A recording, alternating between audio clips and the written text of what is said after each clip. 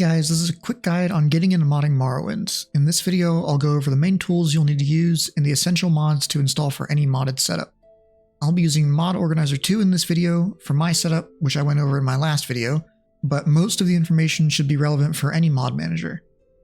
Before you start modding, ensure that the game and your programs are installed outside of the typical programmed files folders. Using these folders can cause issues with some mods and the game. The main tools to go over are the Morrowind code patch, MGEXE, mlocks, rymash, TES3CMD, TES3 merge, and xedit. I know it's a lot of them, but you kind of need all of them if you're setting up your own mod list and want the game to be stable. Before I start, in the description of this video is a link to each tool and mod in the video, as well as my list of purest bug fix mods. Check that out if you want a mod list to build off of. Next, make sure that you're starting from a clean install of the game before you start modding. The first tool to go over is the Morrowind code patch, which needs to be installed directly into the game files without Mod Organizer. MCP fixes a bunch of bugs in Morrowind's engine that normal mods can't. Just extract the file's contents into here and run the exe file to start the program. A window will open that displays a lot of options for various patches to game mechanics. If you don't want to read through the changes for all of them, you can just use the default options or follow the chart on screen that shows my preferred options for a purist setup. Note that some of these options will need to be changed depending on the mods you use. You should go through all of the mod-specific options and check that your mods don't require them. Additionally, the rain and snow collision option and the journal text color configuration option require making changes into your morrowind.ini file. Remember, with MO2, you need to change it in MO2's INI editor, not the actual file. When you're done selecting your patches, click Apply Chosen Patches, wait for it to finish, then close the window. Next is MGEXE, which adds support for more monitor resolutions and allows you to optionally improve the game's graphics with various settings. Like with the code patch, this needs to be installed directly into the game's files, but this tool does need to be run through Mod Organizer. Just add the MGEXE GUI executable in Mod Organizer's menu, then run the program. I'm not going to go through all the options in here, since the program itself explains what most of them do. So just look through them and decide what to change to your preferences. The most impactful feature of the program is distant land generation, which allows you to increase your view distance far beyond the 1 cell limit of the vanilla game. If you're using this feature, you want to run the distant land generator after installing your other mods, because otherwise it won't take those mods into account when generating the landscape. MGEXE also includes the Morrowind script extender, which is required for many mods to function, so you'll probably need it even if you aren't using its main features. Now for mlocks. Just like with the last tool, you'll want to drop its file into your game folder, then run it through Mod Organizer 2. Mlocks will sort all of your plugins into their ideal load order to avoid conflicts. Mlocks is preferred for Morrowind over Mod Organizer's built-in sorting tool Loot, which is still useful but generally less thorough.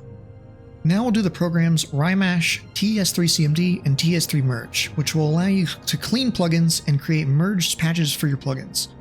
First is TES3 merge. Just download the latest file and unzip it into your main game folder.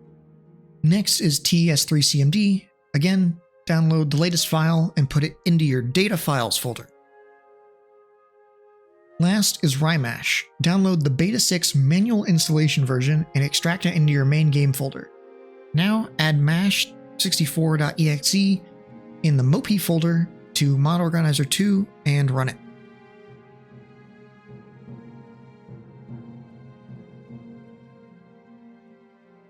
A simple setup wizard will open. When asked to fill various directories, select your main game folder for the first one, and any random folder for the second one, since it doesn't apply when you're using Mod Organizer 2. And you can leave the third one blank. Go to the next page and click Finish. Rymash is used for updating masters, cleaning plugins, and updating and repairing saves after changing your load order. If a plugin needs updated masters, it'll appear as a yellow or orange checkmark in this list. To update it, simply click on the plugin and right-click the master here, then press Save, and it's done. If a plugin is dirty, meaning that it contains unnecessary files that can cause problems, you can just right-click on it and click Clean with TES3CMD to clean it. Updating a save needs to be done after changing any of your plugins, whether it's updating them, changing their load order, or adding or removing them. It's generally not a good idea to change your mod setup during a playthrough, but if you need to, this is what you do. In the Saves tab in RyMash, you'll see your saves. If the box next to them is purple, they don't need to be updated. If it isn't, click on the save, then update the masters the same way you would for a plugin. Next, to repair your save, simply right-click the save and select Repair All. When you're done, just close the program. Next is TES3 Merge. This program will create a merged patch of all the plugins in your load order, which lets multiple plugins that would ordinarily overwrite each other work simultaneously. All you need to do is run the program from Mod Organizer, and it'll do the rest, creating a merged objects.esp file at the end of your load order. Make sure to enable it once it's done, or it won't do anything. Final tool to go over is Xedit, which in here is called TES3 View. To install Xedit, you'll need to download the extremely experimental version and extract these 3 files into your Morrowind game folder. Xedit.exe needs to be renamed to TES3View.exe, like this here, and then you can add it into Mod Organizer too. Then you can run it and see the interface, which is a little complicated, but this window will pop up. What you need to do is select all the plugins in your load order, minus your merged patch if you've got that, then press OK. What this program does is it allows you to view conflicts between plugins, but it's a little confusing to get there, so I'll show you how. After you press OK, it'll take a while to process, and then it'll say background loader finished when it's done and ready for you to use it. To see conflicts, you want to right-click on one of your mods here, then press Apply Filter to show conflicts. And when it's done, you'll see all the plugins that have conflicts. It's a little confusing to read through if you're not familiar with it, but generally you can see which plugins are overwriting each other.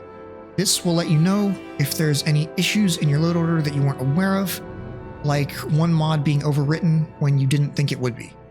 Whenever you change your load order, the steps you should take are 1. Make sure all your plugins are clean and have updated masters. 2. Sort your plugins with mlocks. 3. Create or update your merged patch. And 4. Update and repair your save. Now for the essential mods. This is not a comprehensive list of all the bug fix mods available, just the major mods that you'll probably want for any installation of Morrowind.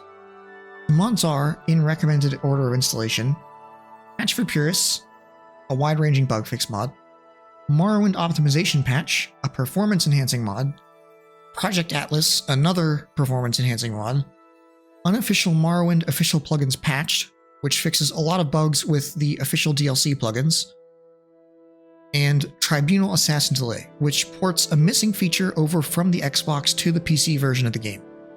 I recommend looking at the pages for all of these mods at a minimum before getting into Morrowind, as they purely enhance the experience without compromising Bethesda's original vision. And again, if you want more mods to look into, I provided my own purist-friendly list in the description below. Lastly, one quick extra thing for Morrowind. In the description, I've included a link to the full Morrowind map, which was included with physical copies of the game, but isn't with the digital versions. I highly recommend saving this to look at while you play the game. And that's everything. Hopefully this helped you get your feet wet with modding the game. Stay tuned for more content. Spleens are out.